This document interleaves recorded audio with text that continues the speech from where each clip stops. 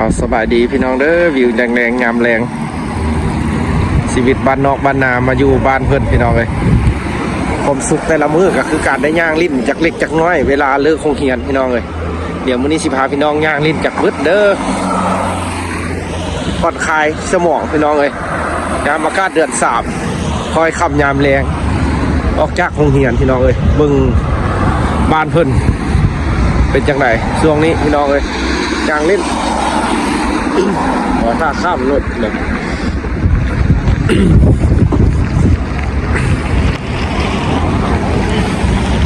พี่น้องไปย่างลิ้นน้ำกันมื้อนี้อยู่รัสเซียเด้อสำหรับเฮาที่ใช้ชีวิตอยู่พี่น้องเลยคนลาวที่มาอยู่รัสเซียจากชีวิตคนบ้านนอกบ้านนาพี่น้องเอ้ยมาอยู่บ้านเพิ่นดินแดนหนาวพี่น้องเอ้ยอันนี้ก็ยังเดือน3เด้อพี่น้องเด้อใกล้จะท้ายแล้วปี20ปลายแล้วตอนนี้นะ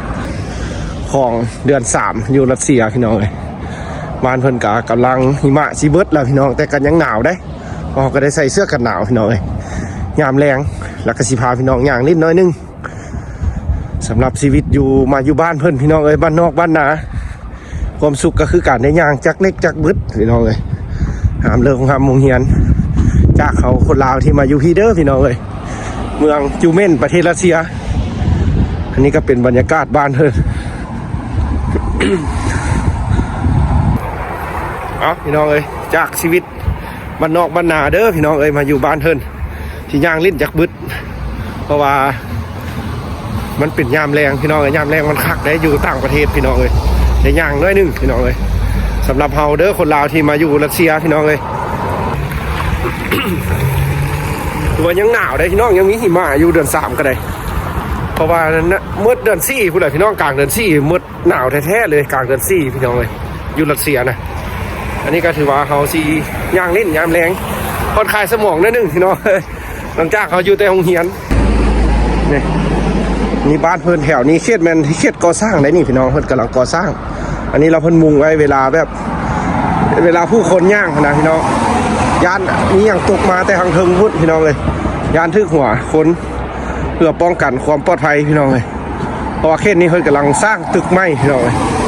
นี่แล้วก็สิย่างเล่นบ้านเพิ่นกันดิแต่สิละเพิ่นกันยามแรงออกกำลังกายพี่น้องเลยบ้านเพิ่นซับนี่แหละเด้อพี่น้องเลยนี่อันนี้เพิ่นกำลังก่อสร้างพี่น้องเลยนี่ถ้าเขาบ่ได้เรียนหนังสือหรือว่าช่วงเขาพักเรียนนี่เขาก็มานี่แล้วก็ถ้าเห็นคนหรือว่าเห็นพนักงานที่เฮ็ดเวียกนี่เขาก็มาหาเพิ่นหรือว่าเขาอยากเฮ็ดเวียกเฮ็ดงานหาเงินพี่น้องเลยก็มาหาเพิ่นก็ได้เด้เพิ่นก็ให้ถ้ามันมีเวียกเพิ่นก็ให้เฮ็ดได้พี่น้องเป็นกรรมกรนั่นละถ้าผู้ใดมาอยู่ต่างแดนอยากหาเงินมาสั้นๆพี่น้องเลย อันนี้ถือว่าเป็นเขตที่เพิ่นกำลังก่อสร้างพี่น้องเลยอย่างนิดน้อยนึง แล้วก็เมื่อพี่น้องเลยแต่งอยู่คอจินเกี่ยวกับโรงเรียนมื้ออื่นเช้าคือเก้าพี่น้องเลยอันนี้ก็ถือว่าเป็นชีวิตประจำวันของเฮาเด้อพี่น้องอยู่รัสเซียสำหรับคนลาวถือว่าชีวิตของเฮาก็มาแต่บ้านนอกบ้านนาพี่น้องเลยแล้วก็มาอยู่ตกมาอยู่พี่ก็อยากเห็นคลิปเอ็ดอย่างพี่น้องเลยถ่ายไปจากสิละเพราะว่ามักพี่น้องเลยมักในการถ่ายคลิปแบบเป็นความทรงจำของตัวเองไว้พี่น้องเลยพอเวลาเขาเท่าไปเขาไปใส่บ่ได้ก็เบิ้งคลิปของตัวเองพี่น้องความคิดซ้ำนั้นแหละพี่น้องเลยผมมีอย่างไรเพราะว่าเขาก็อยู่บ้านนอกบ้านนาแท้ๆพี่น้องเลยพวกน่ะบ้านนาภูเขาควายเมืองพุทธคมแขกเมืองจันทร์พวกน่ะพี่น้องเลยนี่ก็ชื่อว่าเป็นสิเป็นวันเขตนอกกับโบแมนพี่น้องสิเป็นในเมืองกับโบแมนเพราะว่ามันอยู่ซานเมืองพี่น้องเพราะว่ายังมีรถเมล์สายจากในเมืองเข้าออกมานี่อยู่พี่น้องนี่รถเมล์บ้านเพิ่นกาประมาณ 6,000 เด้พี่น้องโซนนี้กับรถเมล์ขึ้นแล้วเด้อรัสเซียตะกี้มีแต่2-3,000นึงเด้ที่รถเมล์อ้อมเมืองนี่นะเส้นทางอันนี้ละแม่นสำหรับขี่รถทิพย์พี่น้องขี่รถทิพย์ เขตนี้ก็เป็นจังซี่ละพี่น้องบ้านเพิ่นก็ยังมีหิมะอยู่หิมะครับแบบกำลังละลายแหละพี่น้องยามค่ำมาสิแล้วมันก็เย็นน้อยนึงแล้วมันก็บ่ละลายพี่น้องเลยนี่ดูว่าบ้านเพิ่นแหละพี่น้องแนวนี้นะคือว่าอันนี้เป็นอีกเขตหนึ่งเลยน้องที่ห่างไกลจากตัวเมืองแล้วก็เป็นแนวนี้แหละพี่น้องต้นไม้ยังบ่ออกใบเด้อพี่น้องอยู่รัสเซียเด้อนี่ยังเป็นจังซี่แหละ บ่ได้ตายได้พี่น้องต้นไม้มีชีวิตชีวาได้แต่หากมันโป่งใบบ่ได้ย้อนมันหนาวพี่น้องเลยว่าอยู่บ้านเฮามื้อนี้ก็โอ้เบิ่งข่าวพี่น้องเอ้ยอยู่ทางนครหลวงเวียงจันทน์ก็มีพายุหิมะตกพี่น้องเอ้ยนั่นแหละย้อนความร้อนพี่น้องเอ้ยเมื่อมันเกิดความร้อนหลายมันก็มีพายุลมฟ้าลมฝนตกพี่น้องเอ้ย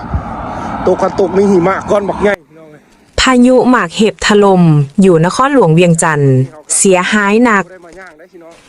ในเวลาประมาณ 16 โมงเช้านาทีของมื้อนี้วันที่12 มีนาคม 2026ได้เกิดมีฝนตกหนักและหมากเห็บหยักตกลงมาอย่างหุนแฮงอยู่หลายเขตในนครหลวงเวียงจันทน์แห้งของหมากเห็บที่มีขนาดใหญ่ได้เจาะทะลุหลังคาเฮือนซ่านของประชาชนจนเป็นหูซาดสายและเพพังอย่างหลวงหลายเฮ็ดให้มีเศษกระเบื้องและสังกะสีตกซาดสายเต็มพื้นเฮือนสร้างความลำบากและความเสียหายต่อทรัพย์สินภายในเฮือนอย่างหนักหน่วงนอกจากหลังคาเฮือนแล้วยังได้รับความเสียหายหลายอย่างบ่ว่าจะเป็นรถและทรัพย์สินที่มีค่าต่างๆเขามาอยู่นี่เขาก็บ่เคยเห็นคือว่าเห็นข่าวแบบนั้นพี่น้องเอ้ยมุ่นมดเลยรถรางเฮือนสารมดเป็นหลังเลยพี่น้องเอ้ยแถวจันทร์สว่างแถวหนองแต้งพี่น้องเอ้ยให้แหงหลายเขากระโทรเมื่อบ้านพี่น้องแถว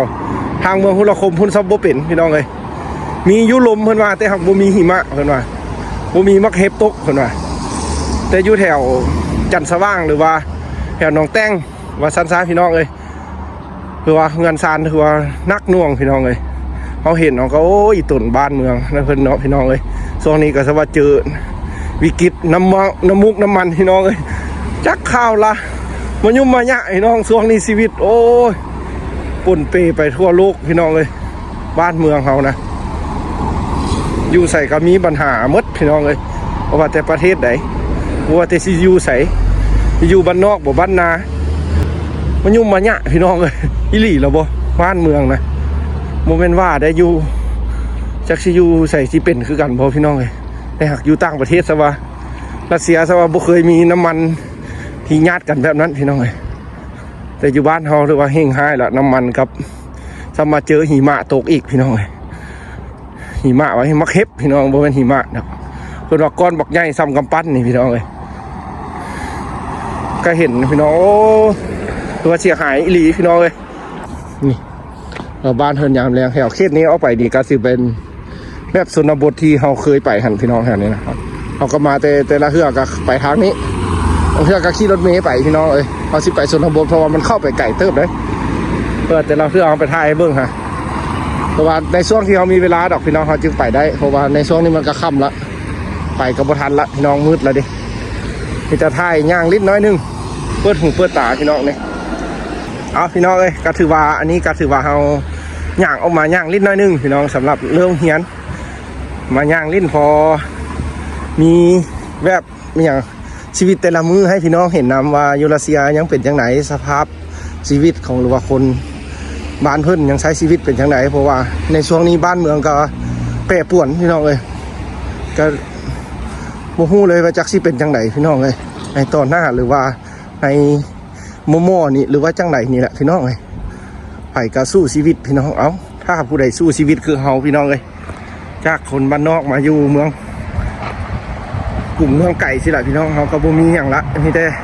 ชีวิตแต่ละมื้อแต่ละวันนี่แหละพี่น้องให้พี่น้องได้รับชมนำว่าอยู่รัสเซียกะ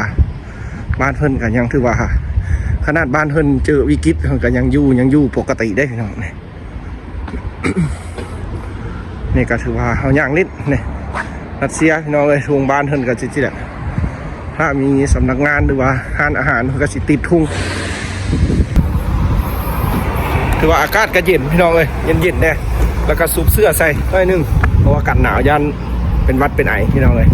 เอาสำหรับมื้อนี้พี่น้องเฮาก็ออกจากโรงเรียนมาแล้วกลับมาย่างนิดหน่อยนึงถ่ายคลิปให้พี่น้องเบิ่ง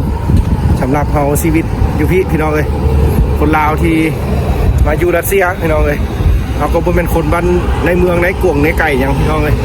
บ้านเกิดเมืองนอนก็อยู่บ้านนอกบ้านหนาพี่น้องมาอยู่บ้านเฮิรนแล้วเราได้ย่างนิดย่างหัวจะซี่กะพอดคล้ายไปพี่น้องอีกหนึ่งกะแม่ว่ายักหูจะเห็นชีวิตของบ้านเพิ่นพี่น้องอาซี่แหละคนตั้งแดนว่ามาอยู่กะ ไผว่าอยู่ต่างประเทศแล้วมีความสุขพี่น้องเอ้ยอย่าว่าเด้อพี่น้องเอ้ยให้คลิปใหม่สำหรับเฮาได้จากใจเฮาพี่น้องเอ้ยอยู่ใส่ก็บ่คือบ้านเฮาแหละพี่น้องแม่นแท้ๆเด้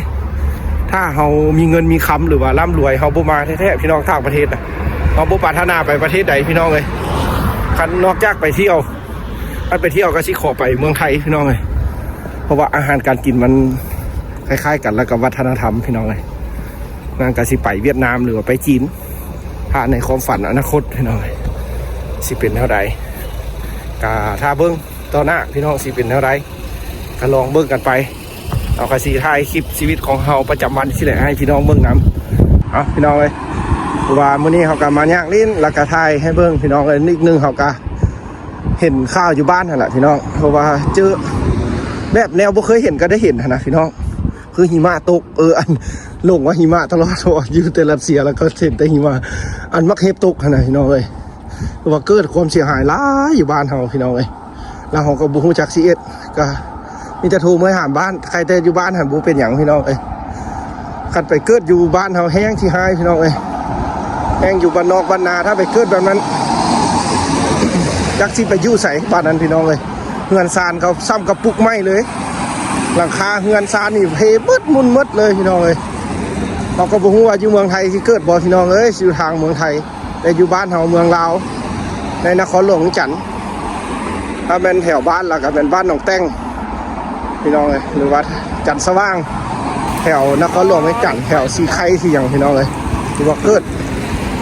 ภัยพิบัติทางธรรมชาติพี่น้องหรือว่าเกิดความเสียหายหลายเด้เอาไปเบิ่งคลิปกันเนาะบ่ว่าเลยบ่ทึกไผกับบ่ฮู้พี่น้องเอ้ยมันก็ฮ้องให้เนาะพวกมันเสียหายเป็นเงินเป็นหลังเลยได้พี่น้องหลังคาถือว่าเพมุ่นหมดขนาดอลูซิงยังเอาบ่อยู่ซ้ำกับเบื้องซีมีอย่างพี่น้องเดี๋ยวนะเขาสิเอาคลิปลงให้เบิ่งเด้อว่าการเสียหายอยู่บ้านที่เป็นยังไงพี่น้องเลยสำหรับมื้อนี้เอาเจอกันใหม่มื้อหน้าพี่น้องบ๊ายบายยามแรงบ้านเทิน พายุหมากเห็บถล่มอยู่นครหลวงเวียงจันทร์เสียหายหนักในเวลาประมาณ 16 โมงเช้านาทีของมื้อนี้วันที่12 มีนาคม 2026ได้เกิดมีฝนตกหนักและหมากเห็บหยักตกลงมาอย่างหุนแฮงอยู่หลายเขตในนครหลวงเวียงจันทร์แห้งของหมากเห็บที่มีขนาดใหญ่ได้เจาะทะลุหลังคาเฮือนซ่านของประชาชนจนเป็นหูซาดสายและเพพังอย่างหลวงหลายเฮ็ดให้มีเศษกระเบื้องและสังกะสีตกซาดสายเต็มพื้นเฮือนสร้างความลำบากและความเสียหายต่อทรัพย์สินภายในเฮือนอย่างหนักหน่วงนอกจากหลังคาเฮือนแล้วยังได้รับความเสียหายหลายอย่างบ่ว่าจะเป็นรถและทรัพย์สินที่มีค่าต่างๆ